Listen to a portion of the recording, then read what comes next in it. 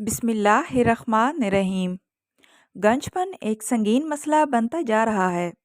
लंबे घने खूबसूरत बाल होना हर किसी की ख्वाहिश होती है और नौजवान लड़के लड़कियां इसी चक्कर में बहुत से टोटके इस्तेमाल करते हैं।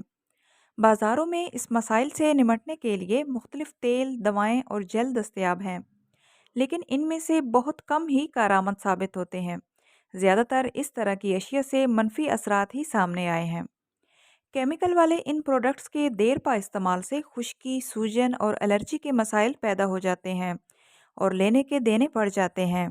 बालों के मसाइल सर की जिल्द में होने वाली तब्दीली की वजह से भी हो सकते हैं। जब आपकी सर की जिल्द सिकुड़ना शुरू हो जाती है तो बाल भी कमज़ोर होकर टूटने लगते हैं। इनसे बचने के लिए कुछ हिफाजती टोटके हम आपको बताते हैं आज की वीडियो में।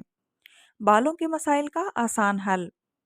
बालों की हिफाजत और खुश्की दूर करने और बालों को गिरने से बचाने के लिए नहाने से पहले बालों में सरसों के तेल की मालिश करें या रात को सोने से पहले तेल लगा के सो जाएं। 2 बड़े चम्मच मेथी के बीज रात भर पानी में भिगो दें। सुबह इसका लेप बना के सर में लगाएं। 1 घंटे बाद रीठा और सिकाकाई के महलूल से धो लें। खुश्की का बेहतरीन इलाज है। ठंडे पानी से सर धो के 5 से 10 मिनट तक उंगलियों के पोरों से मसाज करें। गंजपन का बेहतरीन इलाज है। खुश्क बालों में हफ्ते में एक बार अंडे को अच्छी तरह फेंट के सर और बालों में लगाएं।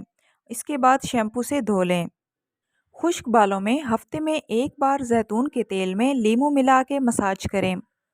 सर की खुश्की दूर करने के लिए नारियल का तेल और मेहंदी का तेल हम वज़न लेकर बालों में लगाएं। मेहंदी में लीमू के चंद कतरे और अंडा मिला के बालों में लगाएं।